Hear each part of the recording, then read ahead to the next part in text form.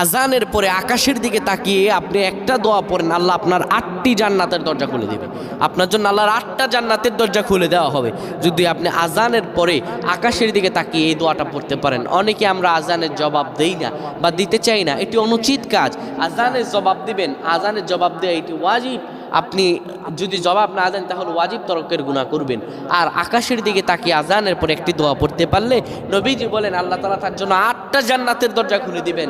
জান্নাতুল নাঈম, জান্নাতুল ফেরদাউস, আল্লাহ তাআলা তার জন্য সকল দরজাগুলো খুলে দিবেন। সুবহানাল্লাহ।